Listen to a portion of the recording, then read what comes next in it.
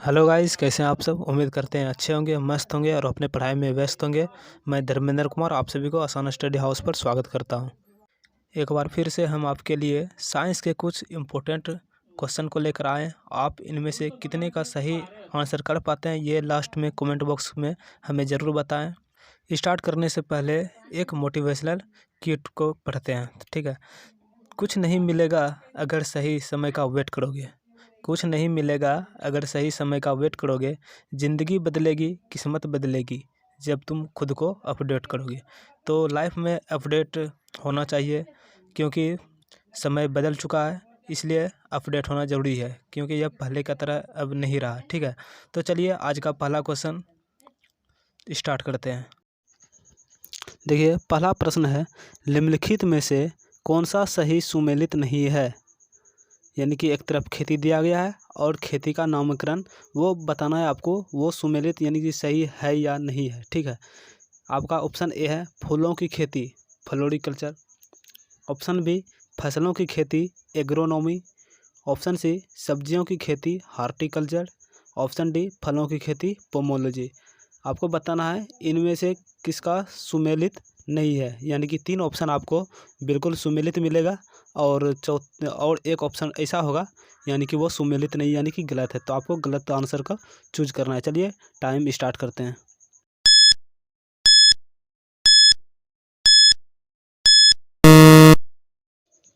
चलिए इस प्रश्न का राइट आंसर हो जाएगा ऑप्शन सी, सब्जियों की खेती, हार्टिकल्चर, ठीक है। इसका जो है सही सुमेलित नहीं किया गया है।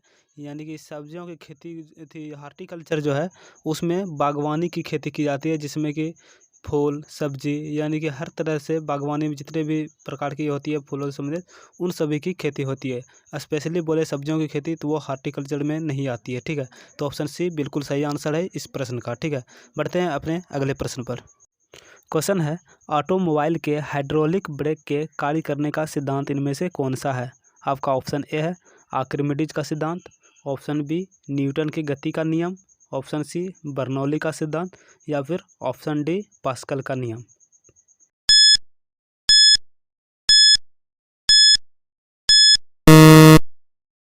तो इस प्रश्न का राइट आंसर हो जाएगा ऑप्शन डी पास्कल का नियम। ऑटोमोबाइल के हाइड्रोलिक ब्रेक का कार्य करने का जो सिद्धांत होता है वो पास्कल के नियम का पालन करता है, ठीक है।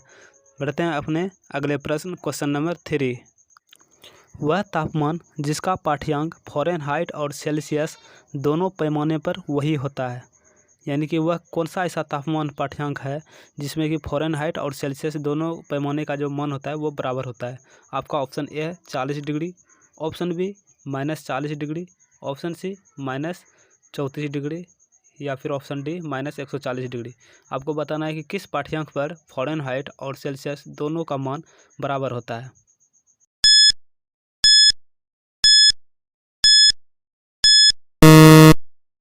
चलिए इस प्रश्न का राइट आंसर हो जाएगा ऑप्शन बी -40 डिग्री सेल्सियस, ठीक है। इस वीडियो में जितने भी क्वेश्चन को कवर किए गए हैं वो किसी न किसी एग्ज़ाम में पूछे हुए प्रश्न हैं, इसलिए भी यह इम्पोर्टेंट हो जाता है। इसलिए आप लोग इसे अंत तक ज़रूर देखें और कितनों का आंसर का सही जवाब आप दे पाते हैं वो हमें लास्ट में कमेंट बॉक्स में हमें ज़रूर बताएं, ठीक है। और यदि वीडियो अच्छा लग रहा है, क्वेश्चन जितने भी शामिल किए सभी आपको अच्छे लग रहे हैं तो इसे लाइक ज़रूर करें और अभी तक चैनल को सब्सक्राइब नहीं किए हैं तो चैनल को सब्सक्राइब कर लें, ठीक है। देखते हैं अपने अगला प्रश्न। अगला प्रश्न है, चमगादड़ अंधेरी रातों में उड़ सकते हैं और अपना शिकार भी कर सकते हैं, इसका कारण क्या है। आप लोगों ने देखा होगा चमगादड़ अंधेरी रातों में भी उड़ता है, ठीक है। तो इसका कारण क्या है। तो आपका ऑप्शन ए है उनकी आँखों में तारे बड़े होते हैं, ठीक है। ऑप्शन बी है उनकी रात्रि दृष्टि बहुत अच्छी होती है। ऑप्शन सी प्रत्येक चिड़िया ऐसा कर सकती है। ऑप्शन डी वे पराध्वनि तरंगे निकालते हैं और उन्हीं के द्वारा निर्देशित होती है। तो आपको इनमें से आंसर बताना हो कौन सा होगा, ठीक है। ये भी देखिए एग्जाम यूपीएससी मेंस में पूछा हुआ प्रश्न है।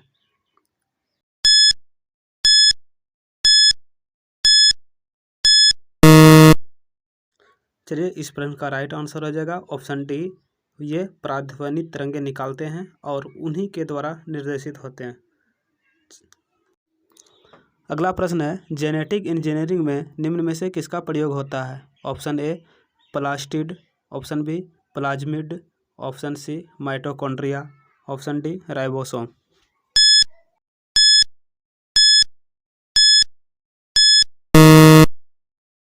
इस प्रश्न का राइट आंसर हो जाएगा ऑप्शन बी प्लाज्मिड। अगला प्रश्न है, मेंडल का आनुवंशिकता का सिद्धांत किस पर आधारित है? आपका ऑप्शन ए है कायनिक जनन, ऑप्शन बी अलैंगिक जनन, ऑप्शन सी लैंगिक जनन या फिर ऑप्शन डी उपयुक्त सभी।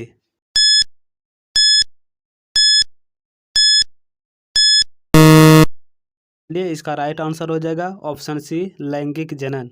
मेंडल का आनुवंशिकता का सिद्धांत लैंगिक जनन पर आधारित है। अगला प्रश्न है, प्लाज्मा झिल्ली बनी होती है, प्लाज्मा झिल्ली किससे बनी होती है? आपका ऑप्शन ए है प्रोटीन से, ऑप्शन बी लिपिड से, ऑप्शन सी कार्बोहाइड्रेट से या फिर ऑप्शन डी ए और बी दोनों।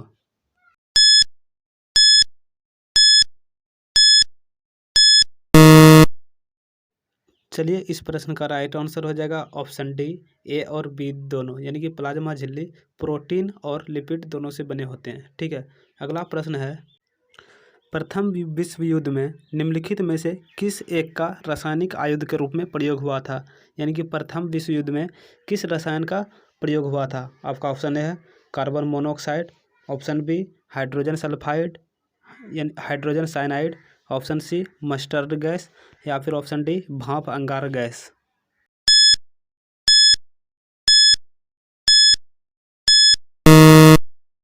चलिए इस प्रश्न का राइट आंसर हो जाएगा ऑप्शन सी मस्टर्ड गैस। प्रथम विश्व युद्ध में रासायनिक आयुध के रूप में मस्टर्ड गैस का प्रयोग किया गया था। ठीक है, बढ़ते हैं अपने अगले प्रश्न की ओर। प्रश्न है, निम्नलिखित में कौन मिश्र धातु नहीं है? ठीक है, वो धातु या अधातु कुछ भी हो सकते हैं लेकिन मिश्र धातु नहीं है। ठीक है, 3 ऑप्शन इसमें मिश्र धातु है होंगे और एक नहीं होंगे, तो आप उन्हीं को चुनना है। ठीक है, आपका ऑप्शन ए है स्टील, ऑप्शन बी पीतल, ऑप्शन सी ब्रॉन्ज या फिर ऑप्शन डी तांबा।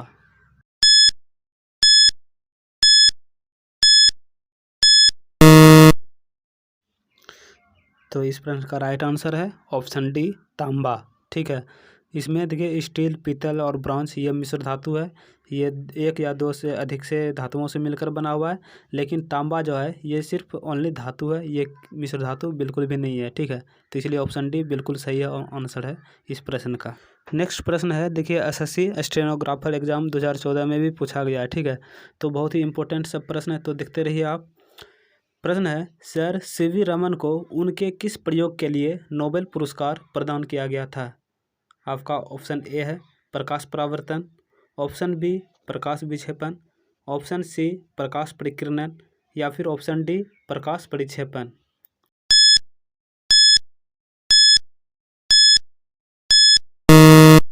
तो इस प्रश्न का राइट आंसर हो जाएगा ऑप्शन सी प्रकाश परिकिरणन।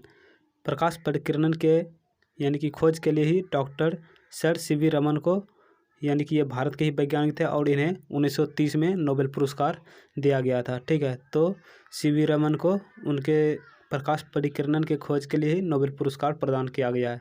ठीक है, बढ़ते हैं अपने अगले प्रश्न की ओर। अगला प्रश्न है, मनुष्यों के लिए शोर की सह सीमा करीब करीब होती है। ठीक है, आपका ऑप्शन ए है 45 decibel, option B 85 decibel, option C 125 decibel या फिर ऑप्शन डी 155 डेसिबल।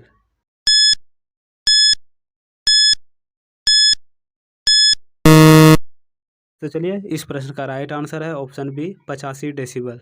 ठीक है, अगला प्रश्न है, जस्तेदार लोहे की चादरें जंग से बची रहती है क्योंकि उन पर निम्नलिखित की परत विद्यमान होती है। ऑप्शन ए शीशा, option B chromium, option C यसद या फिर ऑप्शन डी जंग। यानी कि लोहे की चादरें पर किस चीज़ की परत विद्यमान होती है जिसके कारण जंग नहीं लगती है। ठीक है,